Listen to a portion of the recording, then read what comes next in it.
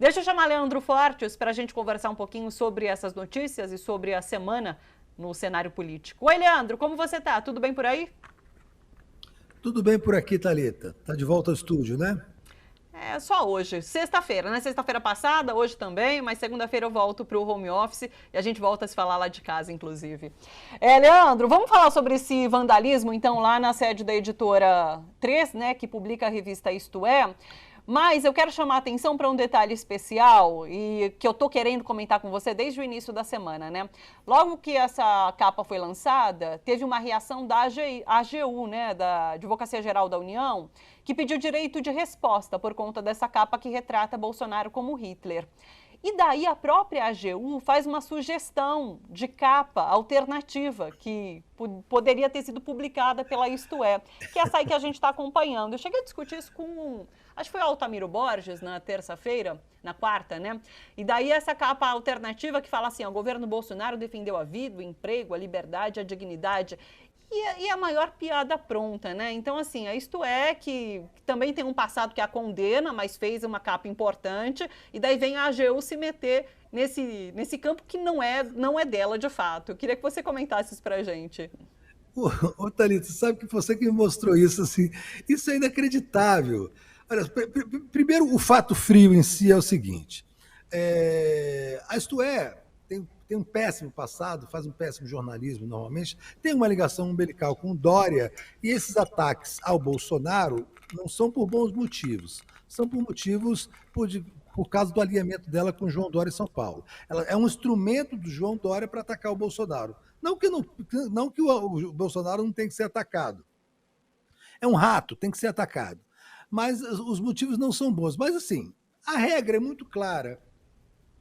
Se o Bolsonaro não gostou da capa, ele entra na justiça contra Isto É. Não tem que utilizar a engrenagem do Estado, a máquina de governo, colocar a Advocacia Geral da União para interpelar a Isto É e sugerir uma capa. Isso é a coisa mais inacreditável, mas essa capa ridícula, que é meio mormon, né? Mesmo um pouco aquelas imagens das igrejas, de igreja neopentecostal, aquela coisa onírica, com cachoeiras, borboletas e leões, e ao mesmo tempo uma coisa meio stalinista, né? Essa coisa de propaganda né, de idólatras, culto à personalidade, né? O cara sorri com essa cara de panaca aí, com a mão para cima, enfim.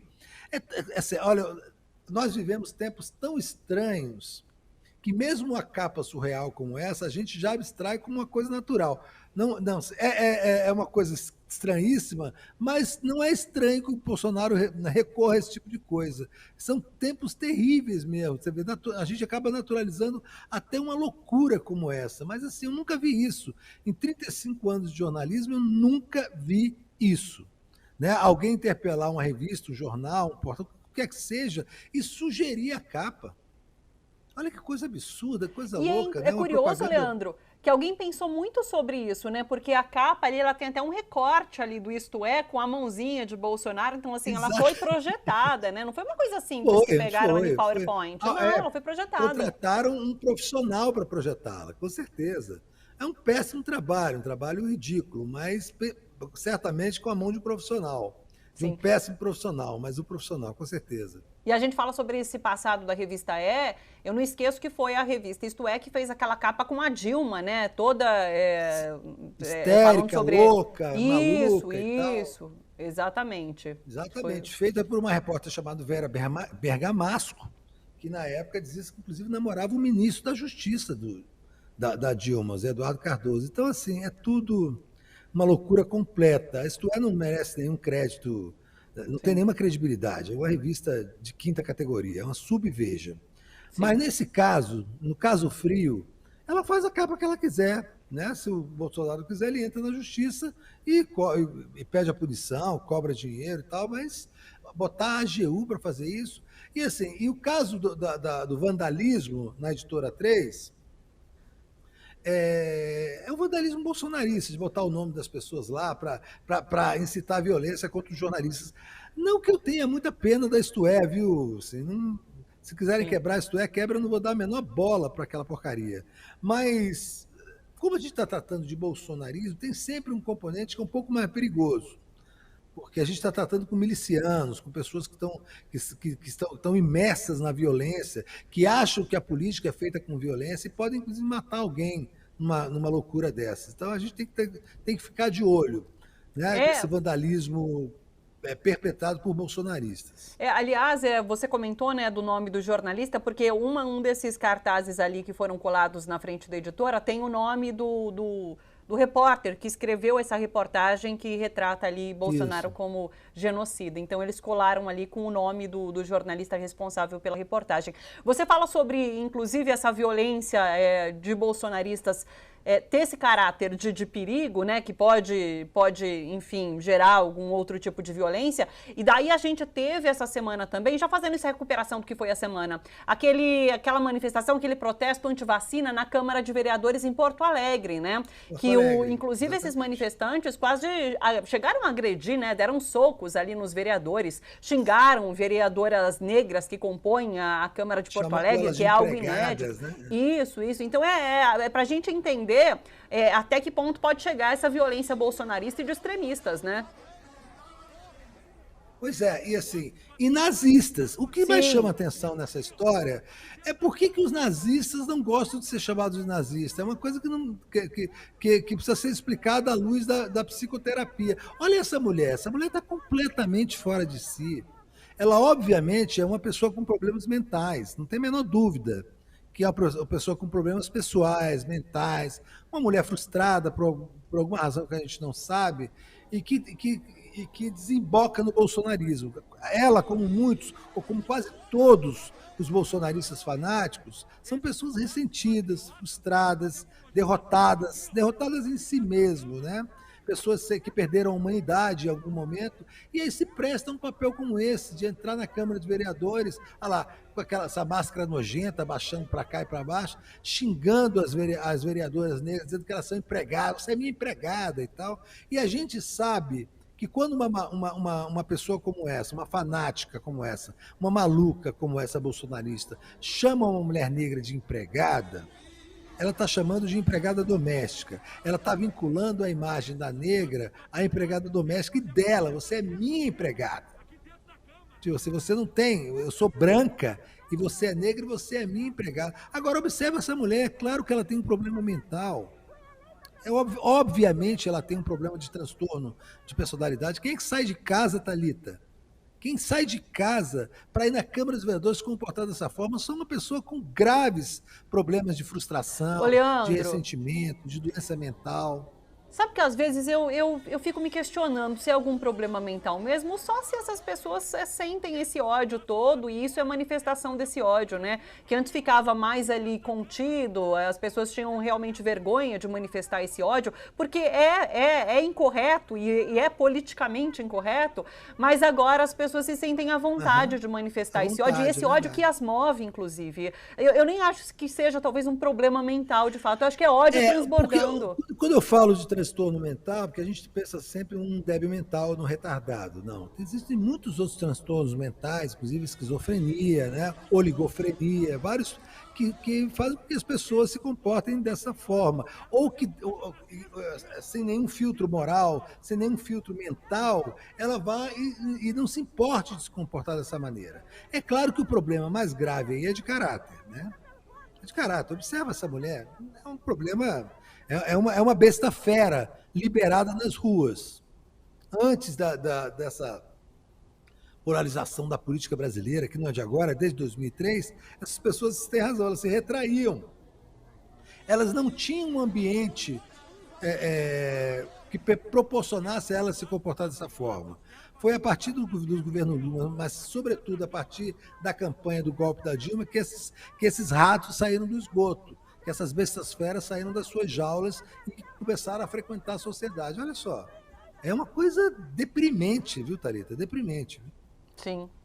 Vamos virar a página? Vamos falar um pouquinho sobre economia, então? Bom, a gente teve... Na verdade, a gente precisa falar também o que foi importante essa semana, foi o Bolsa Família tendo completado 18 anos, né, o maior programa de transferência de renda do mundo, e ele foi praticamente extinto, né, quando o governo Bolsonaro criou, então, o Auxílio Brasil. O Auxílio Brasil, que deveria começar a ser pago agora em novembro, mas o auxílio emergencial acabou, a última parcela foi paga, e não há qualquer detalhamento de como vai funcionar esse novo pagamento, que será o Auxílio Brasil. Além disso, o Auxílio Brasil, ele tem validade de um ano, mais ou menos. Então, ele vai até o final de 2022. Por isso que muita gente acusa de ser um programa eleitoreiro. Ele vai até o final ali do mandato de Bolsonaro e depois... o próximo presidente vai ter que dar um jeito.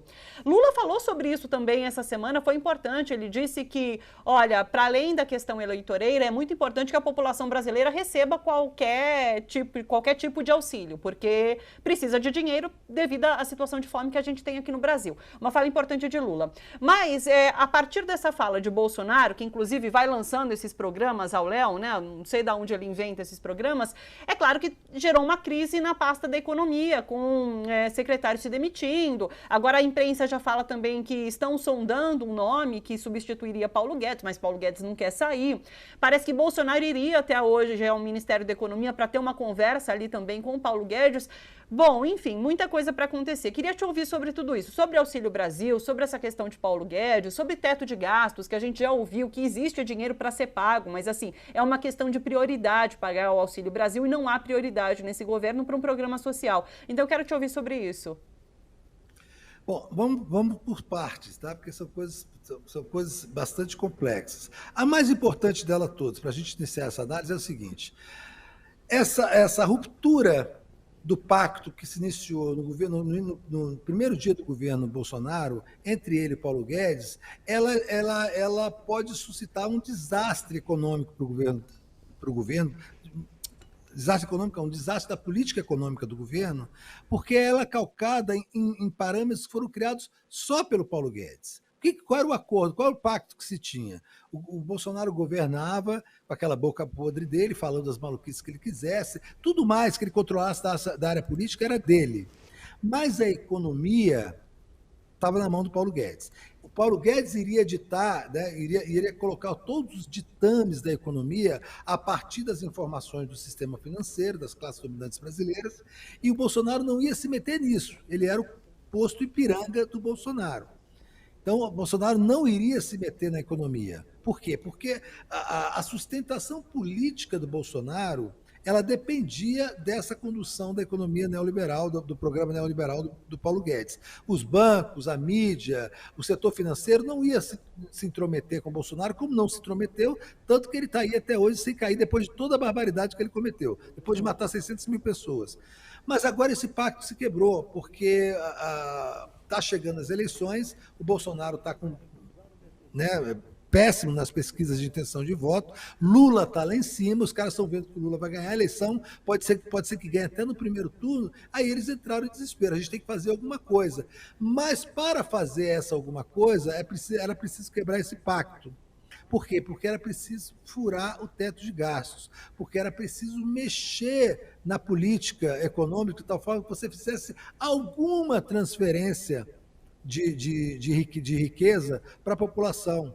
E aí se pensou nesse Auxílio Brasil, que é R$ 400 por mês, mas nem isso o Paulo Guedes quer, porque ele fala, isso altera completamente o plano econômico que a gente montou desde o primeiro dia do governo, que é o projeto neoliberal. Você não tem que se preocupar em transferir riqueza, você tem que se preocupar em vender, né, os ativos do país e privatizar todas as estatais, em facilitar a entrada do investimento público, do investimento privado, retirar os direitos trabalhistas, reformar a Previdência, enfim, fazer uma destruição absoluta, que é a antipolítica de distribuição de riqueza.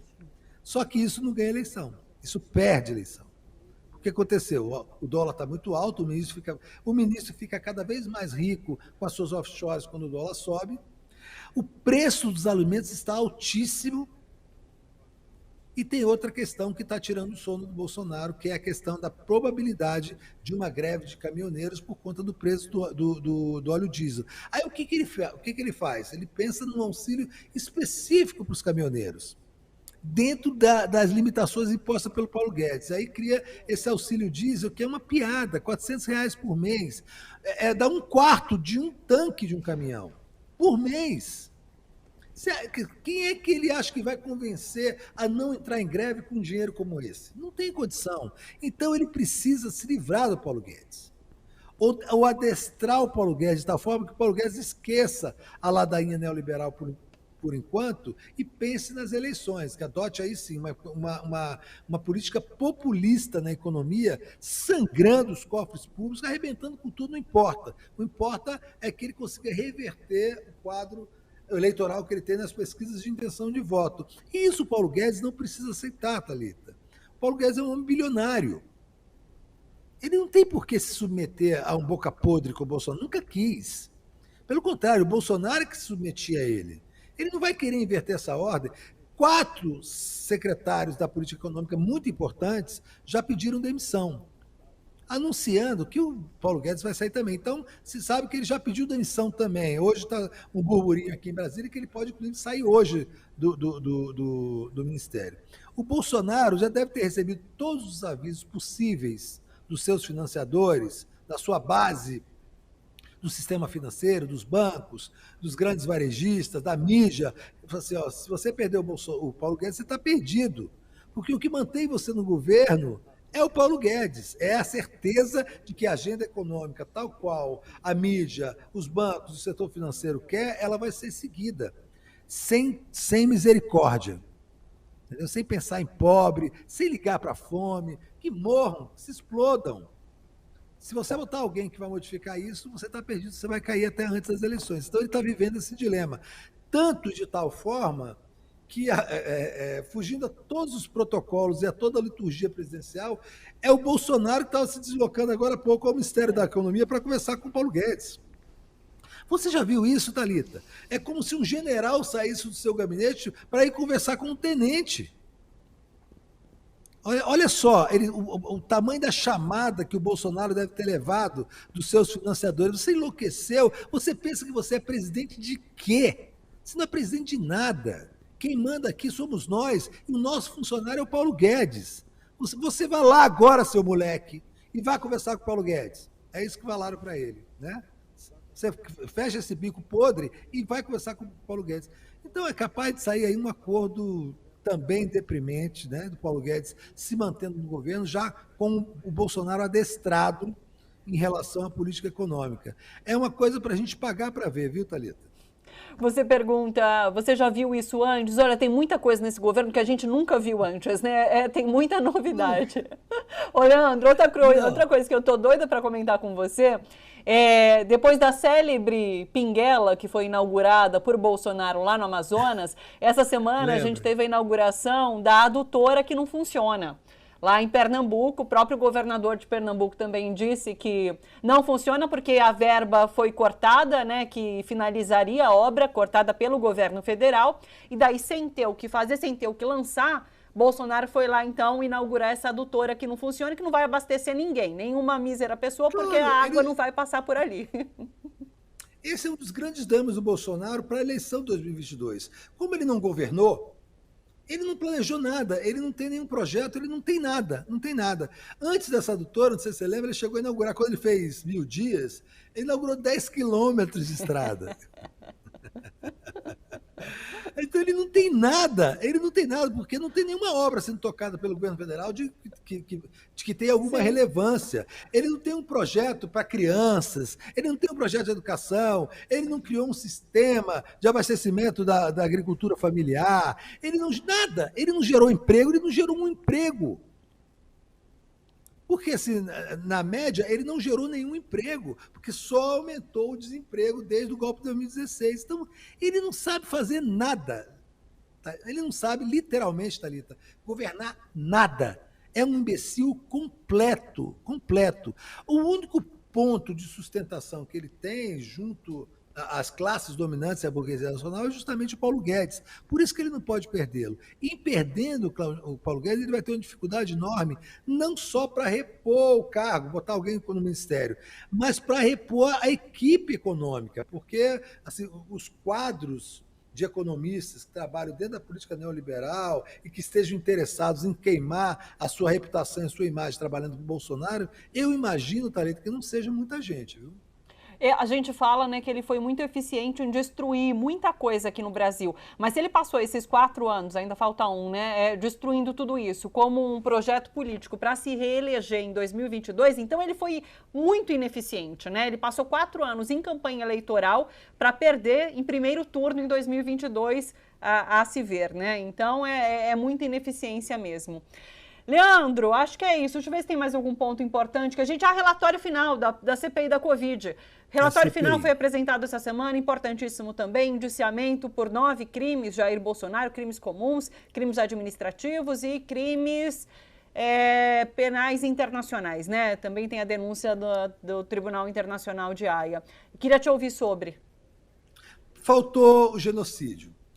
Olha só, eu achei, na minha visão muito particular, já entrei nesse debate a semana toda por conta disso, assim, o fato de terem tirado a acusação de genocídio, para mim, foi fatal.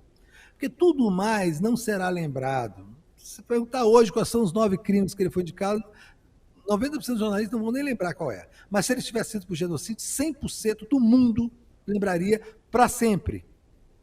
Então, a CPI passou 6 meses chamando o Bolsonaro diariamente de genocida. Diariamente sendo chamado de genocida. E num jantar na casa do senador Tasso Gereissati, que é um homem de direita, um empresário do Ceará, que quer privatizar a água para poder favorecer a empresa dele de fabricação de Coca-Cola, né? Numa reunião dos caciques do Senado, eles decidem tirar a acusação de genocídio. E, para mim, simbolicamente, a CPI morreu nesse exato momento. O relatório é muito bom, mas não vai dar em nada. A importância do relatório não era ele ser bom, era ele ser simbólico. Era de que, no final das contas, você acabou a CPI, você acusou o Bolsonaro de genocida. E as pessoas podem ir para as ruas chamando de genocida, o mundo vai saber que ele é genocida, aqueles processos do Tribunal Internacional de Haia vão ser reforçados, mas nem genocídio contra os indígenas eles colocaram, que é um genocídio claro. Ele pediu a ida de água potável para os indígenas, alimentos, vacinas, medicamentos e água potável. Isso é uma ação genocida. Mas fizeram um acordo político, um acordo malfadado, né? E, para mim, destruíram simbolicamente a CPI. Eu fiquei extremamente decepcionado. Li o relatório, ouvi o Renan, muito bom, perfeito, mas aquilo vai para a Procuradoria-Geral da República, aquilo vai para uma gaveta e nunca mais vai sair de lá. Aí estão tentando agora uma outra CPI, ou seja, vão tentar agora remendar esse defeito sem nenhum sucesso. Tiveram a chance, o cavalo passou encilhado na porta do Senado e os senadores não montaram. Então, assim, no momento que não chamaram genocida pelo seu nome, a gente perdeu uma oportunidade enorme, histórica, simbólica, de tatuar na testa do Bolsonaro que ele é um genocida. Quem conseguiu, ironicamente, fazer isso foi a Isto É, com o seu bigodinho de genocida, que vai ser lembrado essa capa para sempre, mas a CPI vai ser esquecida. Voltamos ao princípio, então, ciclo completo. Sim.